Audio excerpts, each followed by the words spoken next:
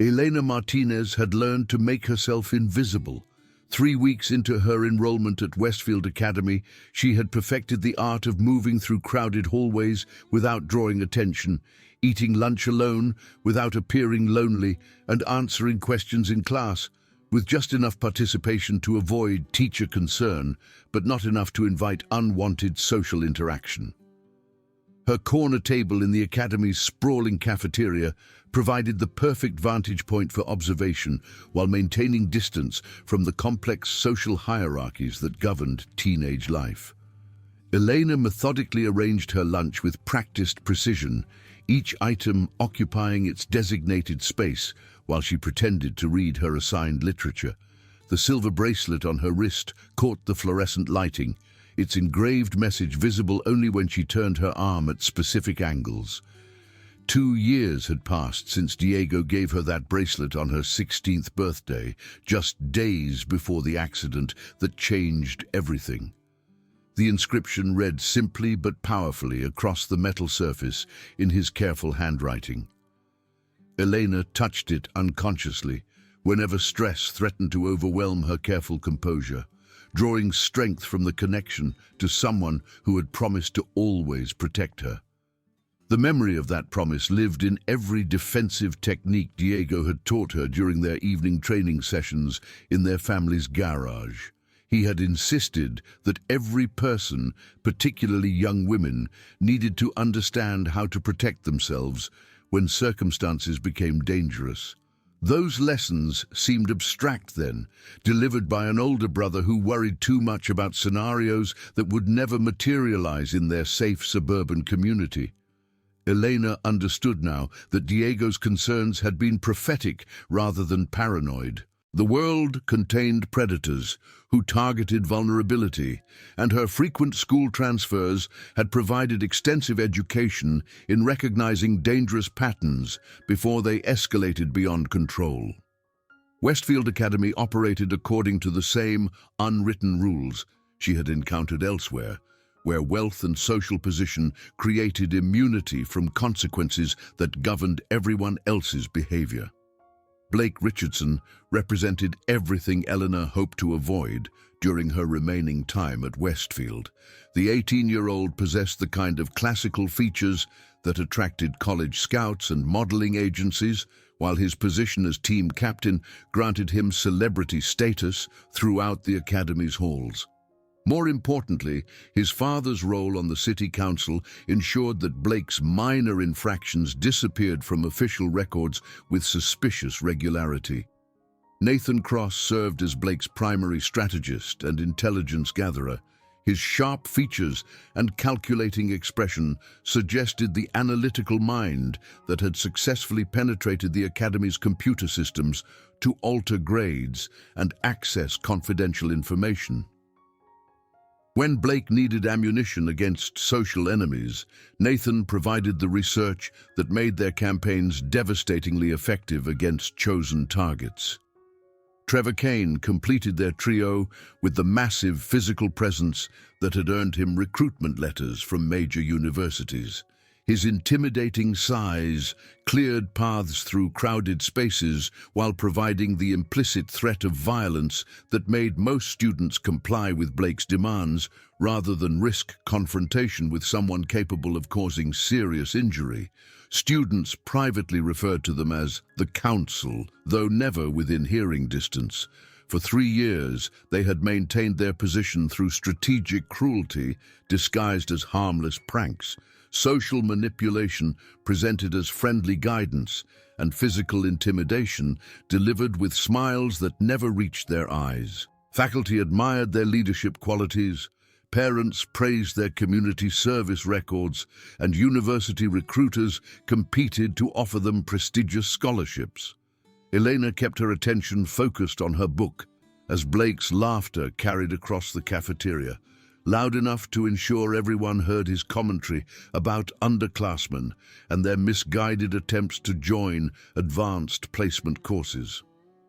His audience responded with nervous laughter that accompanied jokes crossing ethical boundaries but coming from people too powerful to challenge directly. She recognized the dynamic from previous schools where similar groups operated with identical tactics and equivalent immunity from institutional consequences. The apple slice turned to sawdust in her mouth as fragments of conversation reached her isolated position. Blake described his weekend plans with predatory enthusiasm, detailing the party his parents would unknowingly host while attending their charity fundraiser downtown. Elena finished her lunch methodically, placing refuse in her brown paper bag, with movements suggesting military precision rather than casual cleanup. Her water bottle remained precisely positioned parallel to the table edge, while her book closed, with the soft whisper of pages settling against each other.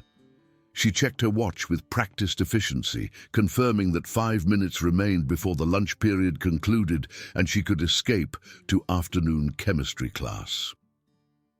The chair across from her scraped against linoleum as someone sat down without invitation. Elena's fingers paused in their careful arrangement of school supplies, muscle memory triggering responses that Diego had drilled into her during hundreds of training sessions.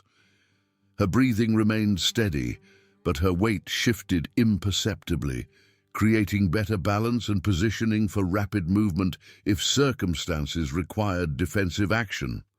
"Mind if I join you?" Blake's voice carried confident charm wrapped around an assumption of welcome, rather than a genuine question seeking permission.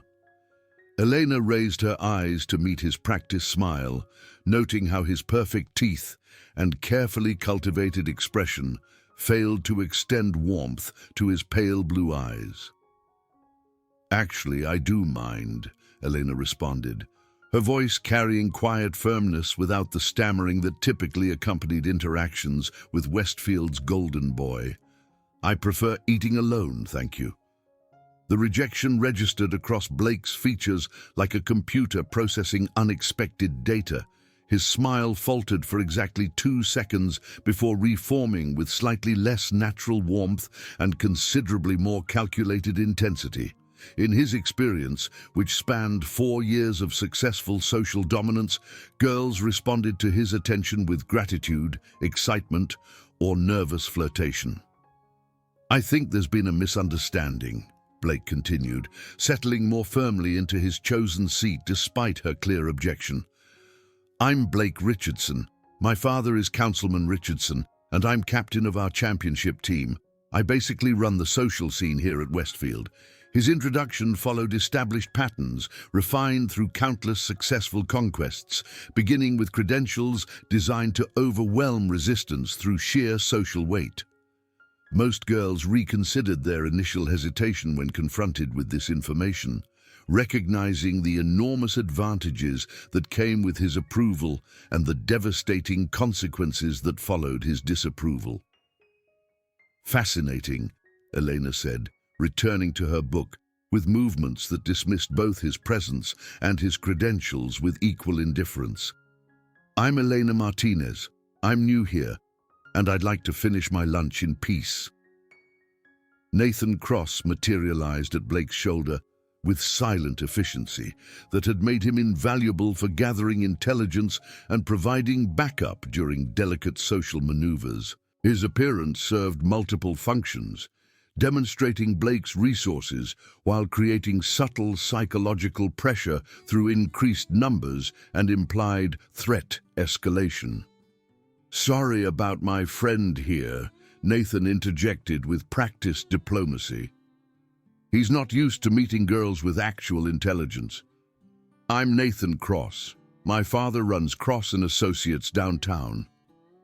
"Congratulations on your genetic lottery success," Elena responded without looking up from her book. "Now both of you can leave me alone." Trevor Kane approached their table, his massive frame casting shadows across her carefully organized lunch space. The psychology of intimidation through physical presence represented a tactic she understood from previous encounters with similar groups, where escalation followed predictable patterns designed to overwhelm resistance through accumulated pressure. "Actually, Elena," Nathan said, emphasizing her name with subtle mockery, designed to establish dominance through unwanted familiarity. I've been looking into your background since you started here 3 weeks ago. Interesting pattern of school transfers. Westfield represents your fourth academy in 2 years. The comment revealed investigative work that went beyond casual curiosity, suggesting access to academic records that should remain private. Elena recognized the tactic from previous encounters where powerful students used family connections to gather ammunition for psychological warfare disguised as social interaction. Her pencil snapped in half with a sharp crack that cut through the cafeteria's ambient noise. The broken pieces fell to the table as her fingers released them, creating small wooden fragments that rolled toward the edge before settling into stillness. Some families move frequently when parents work for the government, Elena said, her voice maintaining steady control while her hands rested motionless on the table surface, especially when their work involves protecting communities from people who think rules don't apply to them. Blake leaned forward across the table, his mask of charming sophistication finally slipping to reveal something considerably harder underneath. The rejection had evolved beyond mere inconvenience to represent an active challenge to the social order he had spent years establishing and maintaining. "Here's what's going to happen," he said, his voice dropping to his most intimidating register. "You're going to apologize for being rude to me and my friends. Then you're going to accept my invitation to dinner this weekend. Or your remaining time at Westfield Academy is going to become very unpleasant very quickly." Elena's water bottle tipped over as her elbow bumped against it, sending liquid spreading across the table toward her book and scattered pencil fragments. The spill appeared accidental, but the timing suggested nervous reaction to mounting pressure from multiple sources. She stood with fluid grace that suggested either dance training or something more practical, gathering her soaked belongings with movements that created distance between herself and the 3 boys, while appearing to simply clean up an unfortunate accident. "Actually," Elena said, slinging her damp backpack over her shoulder, while maintaining eye contact with each boy in turn. "Here's what's going to happen. You're going to leave me alone, continue your little power games with people who care about your approval, and pretend this conversation never occurred." "Or what?" Trevor rumbled, his massive hands resting on the table like weapons, waiting for deployment orders. Eleanor reached down to retrieve her fallen bracelet, her fingers closing around the silver chain with movements that suggested reverence rather than mere jewelry recovery. When she straightened, something fundamental had shifted in her posture and expression. "Or you'll discover that some people bite back harder than you expect," she said quietly, walking toward the cafeteria exit with unhurried steps that suggested complete confidence in her ability to handle whatever consequences might follow. Nathan's fingers danced across his laptop keyboard during 6th period advanced government class, his screen angled away from their substitute teacher, who remained absorbed in grading papers. Elena Martinez presented a puzzle that demanded solution through comprehensive background investigation. Her academic transcript showed transfers from prestigious institutions across 3 different states, each move occurring during winter break periods that minimized disruption to educational progress. The timing suggested careful planning rather than emergency relocations, though the underlying reasons remained obscured by bureaucratic language and sealed records. The breakthrough came through cross-referencing local newspaper archives with her previous addresses, revealing a tragedy that explained both her frequent relocations and her apparent immunity to social pressure. Diego Martinez, age 19, died in a single car accident 2 years earlier while driving home from his sister's academic competition. The article described icy road conditions and a sharp curve that claimed multiple lives that winter, but Nathan's trained eye caught details suggesting additional complexity. The accident occurred well past the time when high school competitions typically concluded, and police reports mentioned unusual circumstances that required extended investigation. Most significantly, Elena spent 48 hours in protective custody following the accident before being released to relatives who immediately enrolled her in a private boarding school in another state. The protective custody detail implied potential witness status that added layers of complexity to her background story. His research revealed one additional detail that transformed their harassment campaign from casual entertainment into something with deeper satisfaction potential. Diego Martinez maintained a perfect grade average while earning advanced martial arts certifications, teaching self-defense classes at the local community center, and volunteering with at-risk youth programs. The obituary described him as someone dedicated to protecting others, particularly his younger sister, whom he trained in defensive techniques from age 12. This information created a psychological profile that Nathan found particularly useful for their purposes. By the time the final bell released students from their afternoon classes, Nathan had compiled a comprehensive dossier that would provide Blake with everything necessary to systematically destroy Elena's carefully maintained emotional stability. The next morning arrived with unseasonable warmth that transformed Westfield Academy's corridors into a furnace of teenage energy and shortened tempers. Elena navigated the crowded hallways with practiced efficiency, her backpack positioned strategically to protect against accidental collisions that had become increasingly frequent.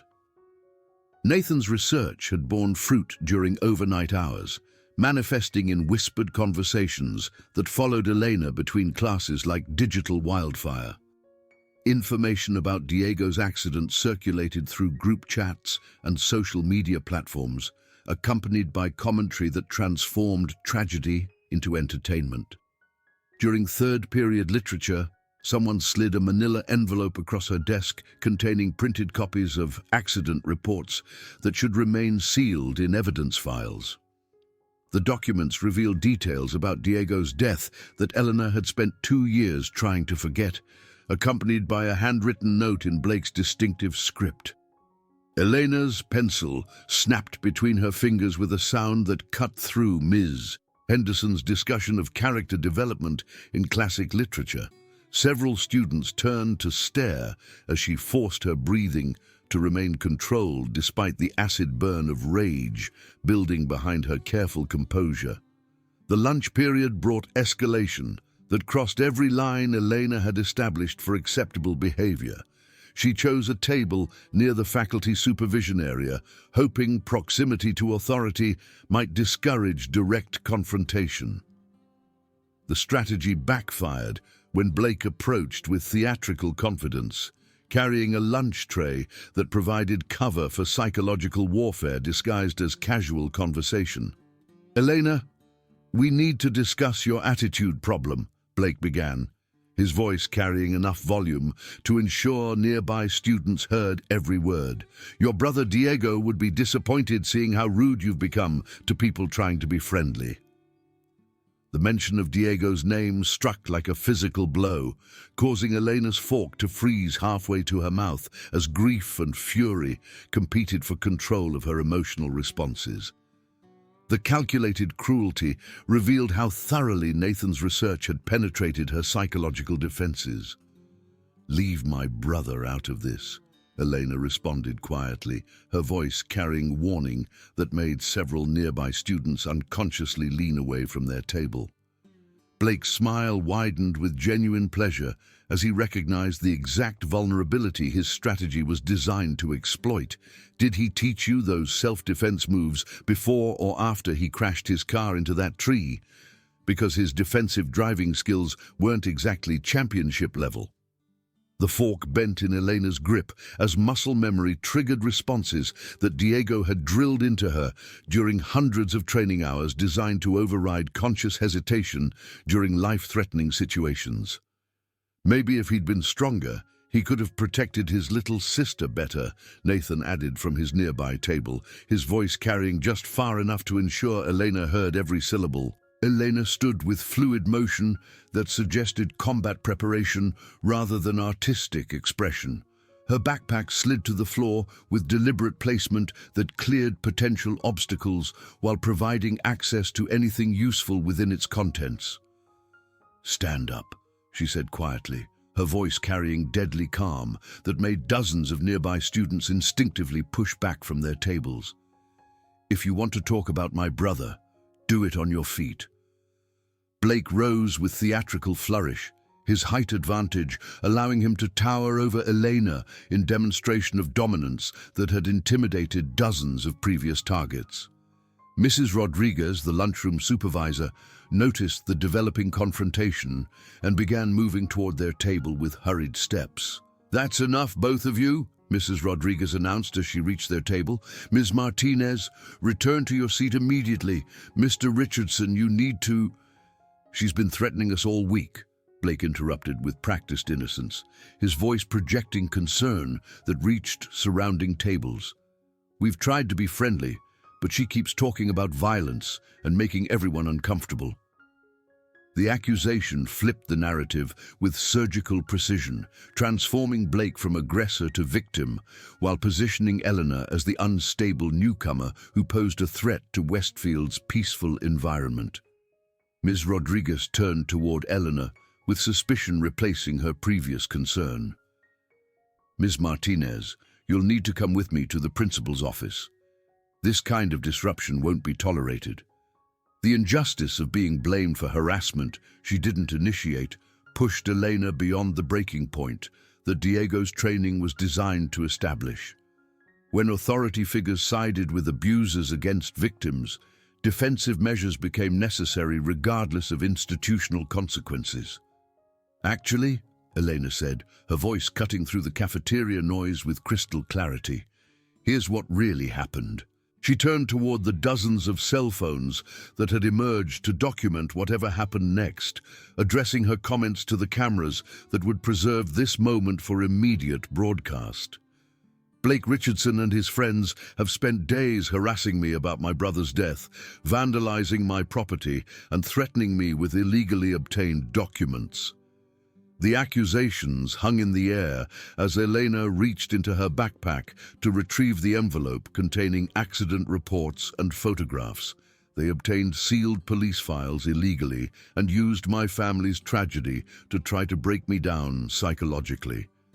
Nathan abandoned his observer position to prevent further revelations, moving toward Elena with aggressive intent that dozens of student cameras captured from multiple angles. "She's lying." Elena's chemistry textbook connected with Nathan's temple at precisely the velocity needed to render him unconscious without causing permanent damage. The heavy volume contained enough mass to deliver devastating impact while remaining technically non-lethal. Trevor charged forward with momentum that had broken offensive lines throughout his athletic career. Elena sidestepped his rush while extending her leg at exactly the angle needed to send his own force into the nearest support pillar with an impact that shook dust from ceiling tiles. Blake produced what appeared to be a telescoping baton from his jacket pocket, the weapon suggesting premeditation that transformed harassment into assault. The metal rod extended with mechanical precision as he swung toward Elena's head with enough force to cause serious injury. Elena's defensive response flowed from muscle memory that bypassed conscious decision-making. Her right hand deflected the weapon, while her left drove Blake's face into the lunch table with a sound like breaking wood. Spilled drinks exploded across the surface as his unconscious body slid toward the floor. The entire confrontation concluded in less than 10 seconds, according to timestamps on dozens of student cell phones that captured every moment from multiple angles. Elena stood among the wreckage of Westfield's most powerful social group, her breathing controlled and her clothing somehow remaining pristine despite the violence that had just concluded. Principal Davidson arrived as sirens announced emergency response vehicles approaching the academy's main entrance. His assessment revealed one girl standing calmly among three unconscious boys, surrounded by overturned furniture and scattered evidence. "Everyone back away," Principal Davidson commanded, while pulling out his radio to coordinate with arriving emergency personnel. "Ms. Martinez, step away from the other students and remain where I can see you."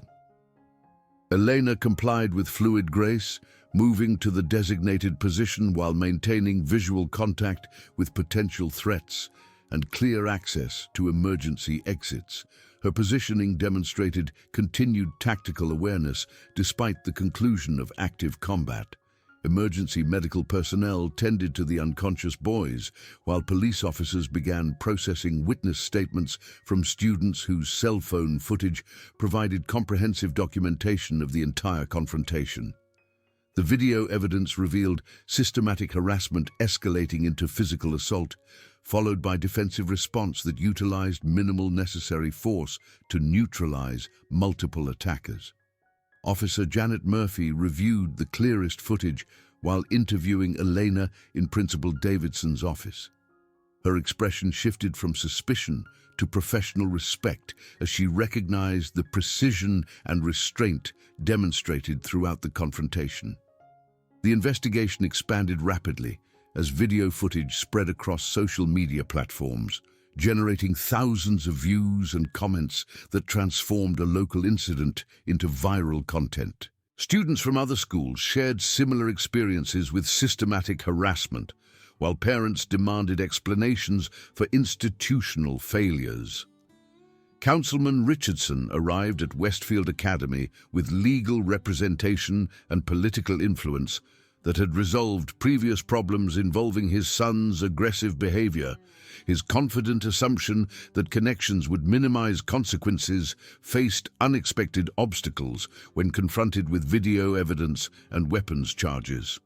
"This is clearly self-defense," Attorney Sarah Chen explained, while reviewing the comprehensive documentation captured by student witnesses.